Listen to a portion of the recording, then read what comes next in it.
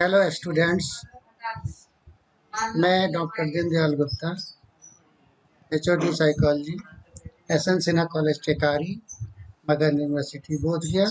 Psychology classes में आप सबका स्वागत करता हूं। आज का टॉपिक है functions and forms of trade union in industries. उद्योग में श्रमिक संघों के क्या कार्य होते हैं और उनके कौन कौन से प्रकार होते हैं, इसके बारे में आज के टॉपिक में हम लोग यह topic BA 3 honours paper 7 A के लिए। इंट्रोडक्शन। सर्वप्रथम हम यह जानने का प्रयास करेंगे कि श्रमिक संघों के कार्य किस प्रकार निष्पादित किए जाते हैं और उनका स्वरूप क्या होता है। प्रत्येक देश में श्रम संघ के कार्य स्थानीय परिस्थितियों के अनुसार भिन्न भिन्न एवं सीमित अथवा विस्तृत होते हैं। अलग अलग देश के अनुसार इनका कार्य बदलता रहता है, जैसी परिस्थिति है उसके अनुसार। अगर हम प्रजातांत्रिक शासन वाले देशों की बात करें तो इसमें श्रम संघ अधिक स्वतंत्रता पूर्वक कार्य कर पाते हैं। ये संघ स्वयं स्वतंत्र संस्थाएं हैं जो प्रजातांत्रिक प्रणाली के आधार पर चलाई जाती हैं। मतलब संघ जो भी रजिस्टर्ड श्रम संघ हैं वे अपने आप में एक संस्था की तरह कार्य करते हैं। ये तो प्रजातांत्रिक देशों में होता है, लेकिन जहाँ प्रजातांत्रिक व्यवस्था नहीं है वहाँ पे श्रम संघ एक अधीनस्थ इकाई के रूप में कार्य करते हैं। गवर्नमेंट के अंदर इनकी एक अलग इकाई होती है और वे वहाँ काम करते हैं। ये वहाँ भिन्न भिन्न प्रकार की सेवाएं प्रदान करते हैं। आम पब्लिक को बहुत सारी महत्वपूर्ण सेवाएं प्रदान करते हैं। इन सेवाओं में सामाजिक बीमा सेवा, प्रशासन के साथ सहयोग और सामूहिक सौदेबाजी से लेकर श्रमिकों के विवाद प्रस्तुत करने तक के कार्यों से संबंधित है। यानी जो जो ये सेवाएं करते हैं श्रमिक संघ, उनका संबंध सामाजिक बीमा से होता है, प्रशासन को सहयोग से होता है, सामूहिक सौदेबाजी होती है प्रबंधक और कामगारों के बीच में, वे ऐसा काम करते हैं, और श्रमिकों के बीच में किसी तरह का कोई विवाद जब उत्पन्न होता है उस विवाद को सुलझाने में वे अपना सहयोग करते हैं। अब हम देखेंगे कि मूल रूप से ट्रेड यूनियन के कार्य कौन कौन से हैं। सबसे पहला कार्य है शोषण से बचाव। इंडस्ट्री में एक दल कामगारों का होता है और एक दल प्रबंधकों का होता है, और प्रबंधक हर स्थिति में जो है ऐसा प्रयास करते हैं श्रमिकों को कम से कम पैसा देकर अधिक से अधिक कार्य कराया। उद्योग की भाषा में इसको शोषण का नाम दिया गया है, और ये श्रम संघ इन शोषणों से श्रमिकों को नियोक्ताओं के शोषण से बचाते हैं तथा उन्हें प्रबंध के अनुचित व्यवहार से बचाते हैं। यानी प्रबंधक अगर उनके साथ कोई अनुचित व्यवहार करता है जो श्रमिकों के हित में नहीं है, या नियोक्ता जो फैक्ट्री के मालिक होते हैं वे अगर उनका शोषण करते हैं, कम पैसा देकर ज़्यादा काम कराते हैं, तो ऐसी स्थिति में उनसे श्रमिक संघ करते हैं। उचित जीवन स्तर, प्रॉपर स्टैंडर्ड ऑफ लिविंग। श्रमिक संघ ऐसा प्रयास करते हैं कि कामगारों को उचित मजदूरी मिल सके, इतना पैसा मिल सके कि वे अपना जीवन स्तर अच्छा से गुजार सकें। तो उचित मजदूरी दिलाकर ये श्रमिकों के जीवन स्तर को सुधारने का प्रयास करते हैं, उनमें मदद करते हैं, श्रमिकों को स्वास्थ्य संबंधी सुविधाएं प्रदान करते हैं और मकान संबंधी सुविधाओं को प्रदान करने का प्रयास करते हैं ताकि श्रमिकों को कार्य करने में किसी तरह की कोई कठिनाई नहीं।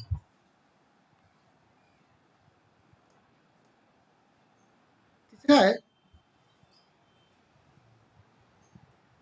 परिवेदन निवारण, यानी ग्रीवांस रिड्रेसल। प्रत्येक इंडस्ट्री में श्रमिकों का कुछ न कुछ ग्रीवांसेज होते हैं, कुछ न कुछ शिकायतें होती हैं, जिसका निवारण श्रमिक संघ करते हैं। ये श्रमिक संघ व्यक्तिगत और सामूहिक रूप से नियोक्ताओं के सामने उनके ग्रीवांसेस को रखते हैं और उसका निवारण करने का प्रयास करते हैं। अर्थात श्रमिक संघ एक तरह से मध्यस्थता का काम करते हैं ताकि श्रमिकों की समस्याओं का उचित निदान किया जा सके। अगला है सामूहिक सौदेबाजी, कलेक्टिव बार्गेनिंग। जब भी कोई रोजगार सृजन होता है या रोजगार कोई व्यक्ति पाता है तो उसकी शर्तों का निर्धारण किया जाता है। कुछ शर्तें होती हैं जो उसके पद से बंधी होती हैं। ये शर्तें फैक्ट्री मालिक और कामगारों के ट्रेड यूनियंस के जो लीडर होते हैं वे मिलकर आपस में तय करते हैं कि किन शर्तों के अंतर्गत हम काम करेंगे, और इन्हीं शर्तों के निर्धारण को हम लोग सामूहिक सौदेबाजी या कलेक्टिव बार्गेनिंग के नाम से जानते हैं। तो यह जो है श्रमिक संघों का एक बहुत बड़ा कार्य है। इसी के चलते श्रमिकों को उचित मजदूरी मिलती है और जितनी सुविधाएं हैं वो भी प्राप्त होती हैं। जिस पद पर उनकी नियुक्ति की गई है या जिस पद पर वे कार्य कर रहे हैं उससे जुड़ी ही सारी सुविधाएं उन्हें मिलती है, क्योंकि उसका निर्धारण अपॉइंटमेंट के पहले ही कर दिया गया है। अगला है भागीदारी। श्रमिक संघ जो होते हैं वे श्रमिकों के कल्याण के लिए कार्य करते हैं। वे उद्योग में प्रजातंत्र स्थापित करते हैं, अर्थात यह प्रयास करते हैं कि श्रमिकों को भी उद्योग में भागीदारी मिल सके, पार्टिसिपेशन मिल सके, और इसका वे प्रतिनिधित्व करते हैं। यानी श्रमिकों के प्रतिनिधि के रूप में प्रबंधक के साथ वे भागीदारी निभाते हैं और नीति निर्धारण में अपना सहयोग करते हैं। अगला है शिक्षा। श्रम संघ श्रमिकों के बच्चों के लिए या प्रतिपाल्य के लिए शिक्षा की व्यवस्था करते हैं। परिवार में रहने वाले जो भी बच्चे हैं या बच्चियां हैं उनके लिए वे प्रयास करते हैं कि प्रबंधक की तरफ से, फैक्ट्री मालिक की तरफ से स्कूल की व्यवस्था की जाए, पढ़ने की व्यवस्था की जाए, कम्युनिकेशन की व्यवस्था की जाए, बच्चों के लिए कुछ जो है आर्थिक लाभ दिया जाए। तो इसका जो है लोग प्रयास करते हैं। वे परिवार के सदस्यों के लिए शिक्षा की व्यवस्था करते हैं और वे श्रमिकों को अपने कर्तव्य और अधिकार के प्रति जागरूक करने का प्रयास करते हैं। ये न सिर्फ बच्चों के लिए तो करते ही हैं, कार्य करने वाले श्रमिकों को भी शिक्षित करने का प्रयास करते हैं ताकि वे अपने अधिकार और कर्तव्य को समझ सकें, ताकि उनका कोई शोषण नहीं कर सके। प्रतिनिधित्व, रिप्रेजेंटेशन, ये भी श्रमिक संघ का बहुत बड़ा जो है महत्वपूर्ण कार्य है। और ऐसे जो है श्रमिक संघ राष्ट्रीय या अंतर्राष्ट्रीय फोरम पर श्रमिकों का प्रतिनिधित्व करते हैं। जैसे इंडियन लेबर कॉन्फ्रेंस है या इंटरनेशनल लेबर ऑर्गेनाइजेशन है, इस स्तर पर जब मीटिंग होती है, कॉन्फ्रेंसेज होते हैं, तब प्रतिनिधि जो है श्रमिक संघों के प्रतिनिधि वहाँ जाते हैं और अपना जो है सुझाव देते हैं और जो भी आदेश होता है उसको अपने श्रम के अंतर्गत पालन करने का प्रयास करते हैं।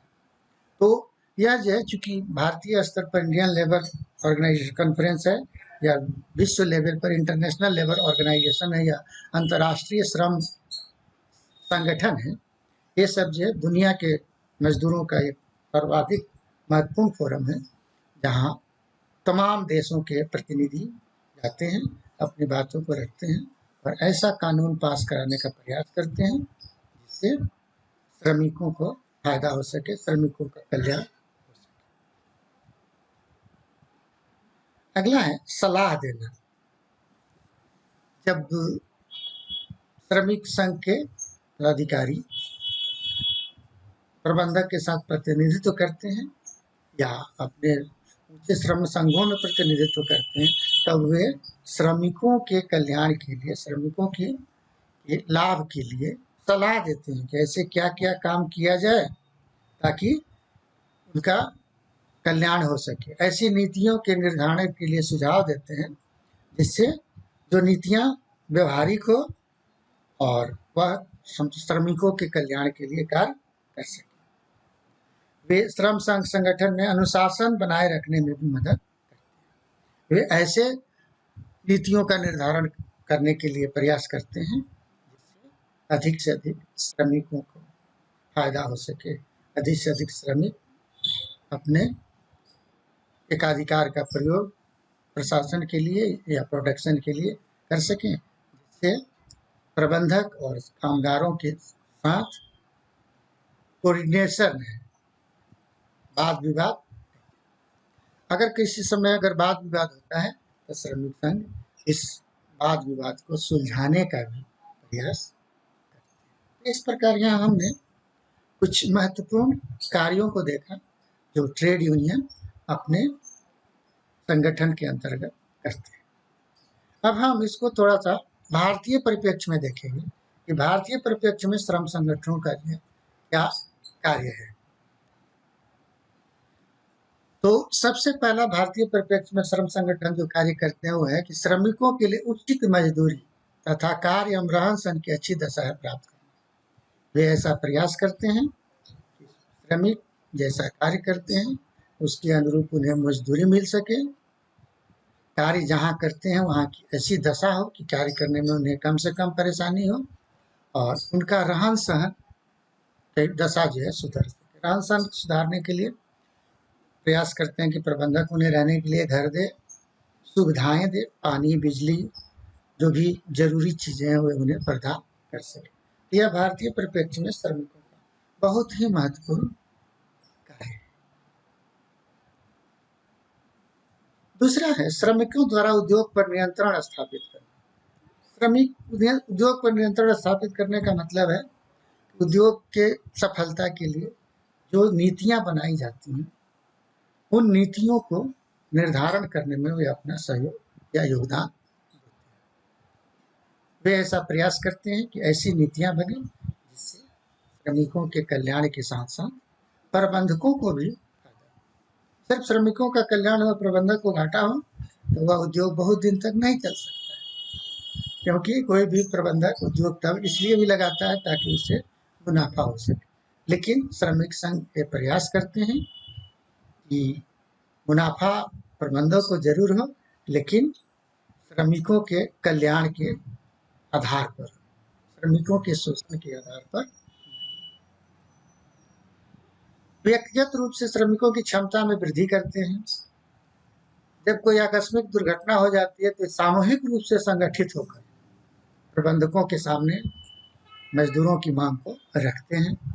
अगर प्रबंधक लोग मजदूरों के विरुद्ध कोई षड्यंत्र करके कार्यवाही करते हैं तब वे उसका विरोध करते हैं और वे ऐसा वातावरण तैयार करते हैं ताकि अन्याय को समाप्त किया जा सके। कोई भी प्रबंधक किसी भी मजदूर को, कामगार को अनावश्यक परेशान नहीं करे, उसका अवशोषण नहीं करे, उसके विरुद्ध षड्यंत्र नहीं करे।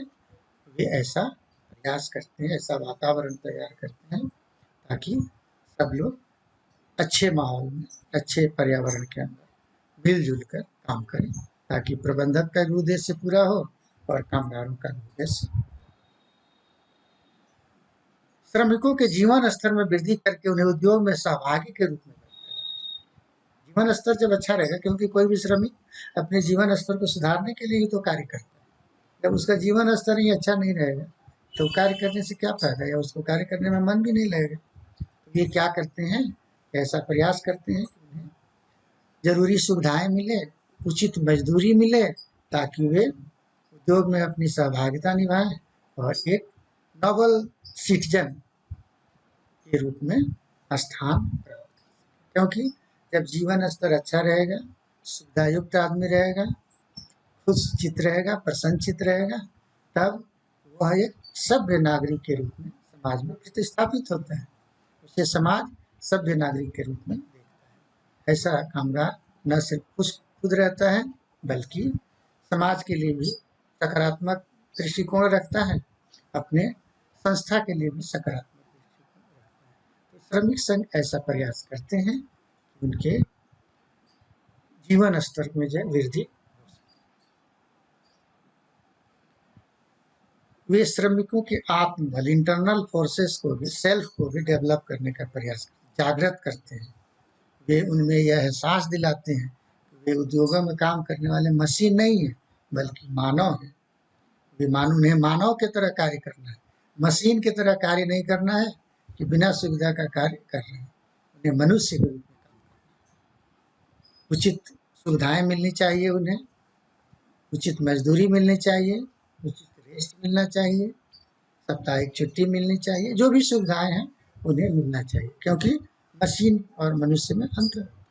मशीन कल पुर्जा सही रहेगा, चलते रहेगा, मनुष्य के साथ ऐसे नहीं बात। मनुष्य का इमोशन, मोटिवेशन उत्पादन में बहुत महत्वपूर्ण भूमिका निभाता है। तो श्रमिकों के इस बल को, जो इंटरनल फोर्सेस हैं, उसको जो है मोटिवेट करने का, प्रेरित करने का कार्य श्रमिक संघ के पदाधिकारी लोग। सबसे बड़ी बात है उद्योग में अनुशासन बनाए रखना। ये काम श्रमिक संघ करते हैं ताकि श्रमिक लोग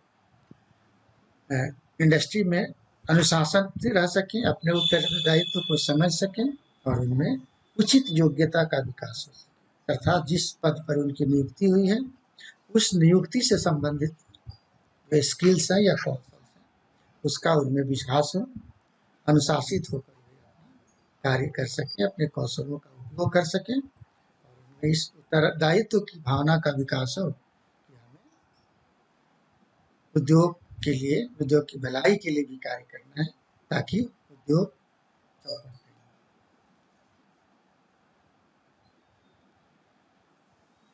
श्रम संगठन श्रमिकों का नैतिक उत्थान करने का भी प्रयास करते हैं। वे ऐसा प्रयास करते हैं कि नैतिक रूप से भी उनका मनोबल बढ़ा रहे, उनका दृष्टिकोण कल्याणकारी हो। वे ऐसा कार्य करें जिससे स्वयं के लिए लाभदायक हो, संगठन के लिए लाभदायक हो, समाज के लिए लाभदायक हो और साथ साथ पूरे देश के लिए लाभदायक। तो यहाँ श्रम संगठनों का मूल कार्य भारत के परिप्रेक्ष्य में मजदूरों और प्रबंधकों के बीच समन्वय स्थापित करना है ताकि उत्पादन में वृद्धि हो सके, जिसका फायदा प्रबंधक को भी मिले और कामगारों को। अब हम ट्रेड यूनियन के कुछ प्रकार को देखेंगे। ट्रेड यूनियन कौन कौन प्रकार के होते हैं।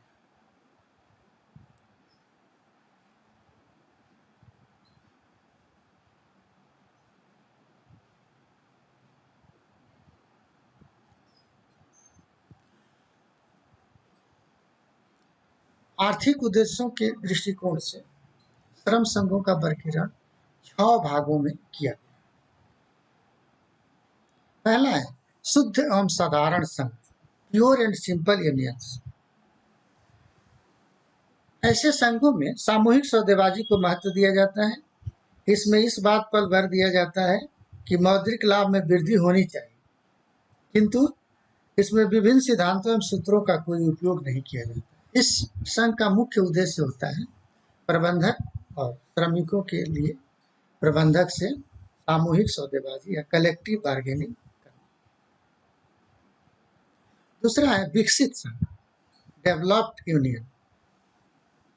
ये संघ मजदूरों के काम के वास्तविक रूप के अनुरूप मजदूरी में वृद्धि की मांग करते हैं ताकि अधिक उत्पादन से श्रमिकों के लिए लाभांश चाहते हैं। ऐसे संघ का मूल उद्देश्य होता है कि मजदूरी में वृद्धि हो सके, उत्पादन अधिक हो तो उसका लाभांश या जो भी फायदा या मुनाफा होता है उसका कुछ हिस्सा मजदूरों को भी मिले। ऐसे संघों का मूल उद्देश्य मजदूरी में वृद्धि करना और उत्पादन में श्रमिकों का हिस्सा मांगने पर जोर रहता है। तीसरा है प्रबंधकीय संघ, मैनेजेरियल यूनियंस।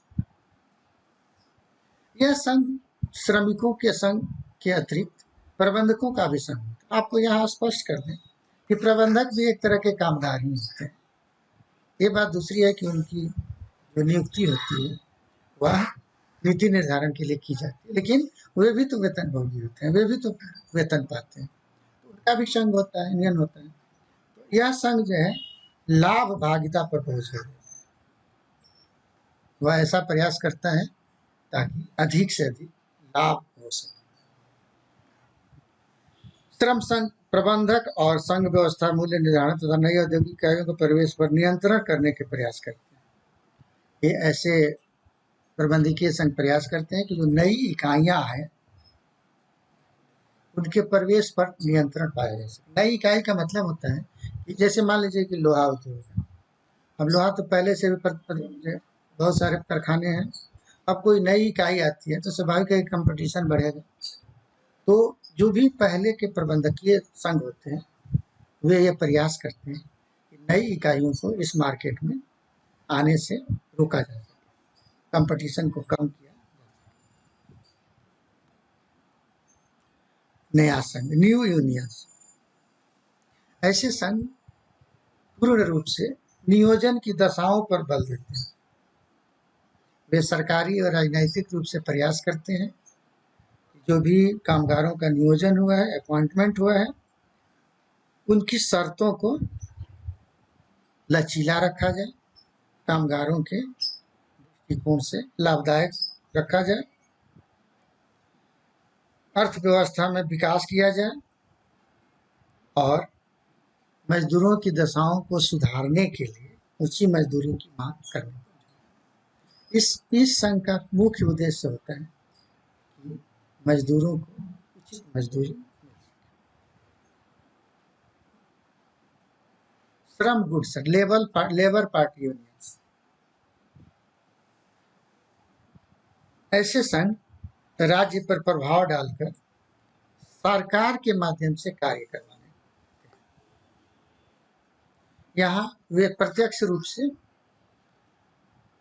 फैक्ट्री मालिक से नहीं बात करते, वे सरकार पर दबाव डालते हैं, ऐसा प्रभाव डालते हैं कि सरकार ऐसे नियमों का निर्धारण कर सके जिससे श्रमिकों का अधिक से अधिक कल्याण हो,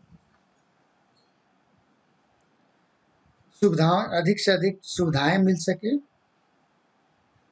प्रगतिशील रूप से कार्य हो सके और वितरण व्यवस्था में सुधार किया जा सके। इसलिए कि जब किसी भी उद्योग में कोई प्रोडक्शन होता है, उत्पादन होता है, तो उसका वितरण, मार्केटिंग ये बहुत जरूरी है, क्योंकि प्रोडक्शन नहीं बिकेगा तब कोई भी प्रबंधक किसी भी स्थिति में कामगार को पैसा कहाँ से देगा।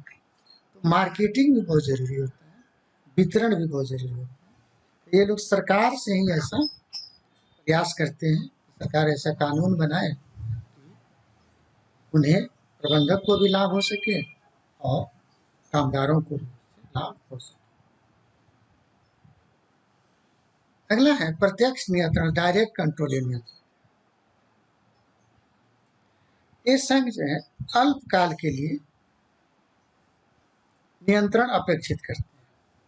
जैसे मान लीजिए कि मूल्य नियंत्रण रखना है, तो एक संघ बना लिए और मूल्य जो है को नियंत्रित किया जा सके, इसके लिए प्रयास करते हैं, ऐसा कानून बनाते हैं, ऐसा नीति निर्धारण करते हैं कि मार्केट में मूल्यों का निर्धारण किया जा सके। इस स्तर पर वर्ग हितों के लिए संसदीय स्तर पर मजदूरी, मूल्य दर, राजकीय लाभ आदि समस्याओं पर विचार करते हैं और उनका निर्धारण करते हैं। वे ऐसा प्रयास करते हैं कि मजदूरी, प्रोडक्ट का मूल्य, बाजार का दर और राजकीय लाभ सभी में तालमेल। इसका मैं एक उदाहरण दूंगा कि मान लीजिए किसी सामान का दाम बहुत बढ़ जाता है और उत्पादन में चूंकि सरकार का भी लाभांश होता है जो टैक्स के रूप में होता है, एक्साइज ड्यूटी के रूप में होता है या सेल टैक्स के रूप में होता है, इनकम टैक्स के रूप में होता है, ये जो है टैक्स सरकार इम्पोज करती है। इसके चलते सामान का मूल्य बढ़ जाए। जब सामान का मूल्य बहुत बढ़ने लगता है तो श्रमिक संघ ऐसा प्रयास करते हैं कि सरकार जो टैक्स लेती है उसमें कटौती कर सके। अगर वर्तमान समय में हम देखें तो जीएसटी की बात हम कर सकते हैं, गुड्स एंड सर्विस टैक्सेस है, ये सारे प्रोडक्टिव सामान पे लगाए गए, अब तो सर्विस पे भी लगने लगे हैं। तो जो भी सामान उत्पादन होता है उस पर टैक्स लगता है। तो जब किसी सामान का दाम बहुत बढ़ने लगता है तो सरकार उसको नियंत्रित करने के लिए जीएसटी अपने टैक्स में जो है उसमें कटौती कर देती है, तो इससे उसका मूल्य नियंत्रण। तो प्रत्यक्ष नियंत्रण जो डायरेक्ट कंट्रोलिंग यूनियंस होते हैं वे इसी का प्रयास करते हैं कि सरकार ऐसा नियम बनाए कि अनावश्यक रूप से मूल्य वृद्धि नहीं, क्योंकि सामान जब बहुत महंगा हो जाता है तो उसकी खपत कम हो जाती है। जब खपत ही नहीं होगा तो फिर ट्रांजैक्शन नहीं होगा, ट्रांजैक्शन नहीं होगा तो उत्पादित सामान स्टोर में रखा रहेगा, जो डंप रहेगा। तो फिर जिस उद्देश्य से उद्योग लगाया गया यह एक चेन के जैसा, श्रृंखला जैसे।